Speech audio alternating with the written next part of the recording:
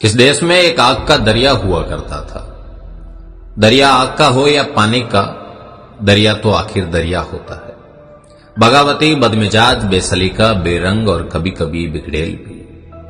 दरियाओं की कहानी कभी सैलाब बनने की होती है, कभी फौलाद होने की, तो कभी पानी इतना बह जाता है कि कीचड़ होना पड़ता है, लेकिन वो आखिर में रहता तो एक दरिया ही है। मुनीर नियाजी का एक शेर अगर इस दरिया की शान में कहा जाए तो तस्वीर से शायद धुंधलापन छंट सकता है कि तुमने तो आदत सी बना ली है मुनीर अपनी, जिस शहर में भी रहना बस उकताए हुए रहना। इस दरिया की तासीर बस यही थी, मिजाज का बगावती, पेशे से आंदोलनकारी और जुबान का राजपूत। इस दरिया का नाम ठाकुर लोकेंद्र सिंह कालवी था, जिसने जीवन भर सफलताओं और असफलताओं से कदबताल करते करते अपने किरदार को रंगमंच पर उस तरकीब से उकेरा कि अदाकारी के सारे कायदे तोड़ दिए।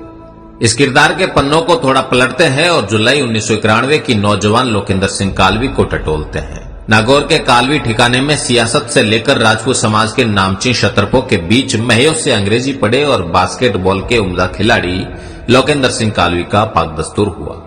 जो पगड़ी लोकेंद्र सिंह कालवी के माथे पर होने वाली थी वो कोई छोटी जिम्मेदारी नहीं थी। उस पगड़ी के साथ एक जिम्मेदारी थी उस महान सामाजिक परंपरा को आगे बढ़ाने की जिसे सर्वज्ञ कालवी साहब ने उम्र भर साकार किया। सर्वज्ञ कालवी साहब कहा करते थे कि जोगा ने जग पूछे, ना जोगा ने कुण पूछे।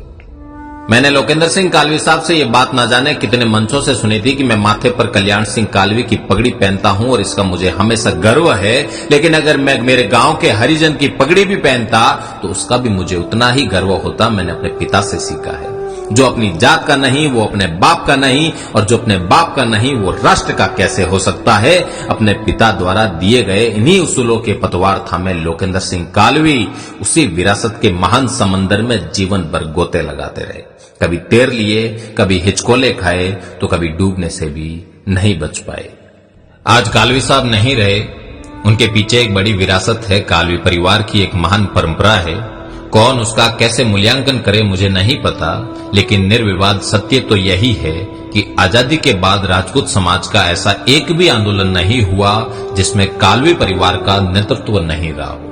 आंदोलन सफल और असफल होते हैं, व्यक्ति कामयाब और नाकामयाब होता है, लेकिन विचार हमेशा जिंदा रहते हैं। किसी ने ठीक कहा है कि सुकरात उस दिन जहर ना पीता तो मर जाता। जो जहर विचारों को जिंदा रखे वो पी लेना चाहिए।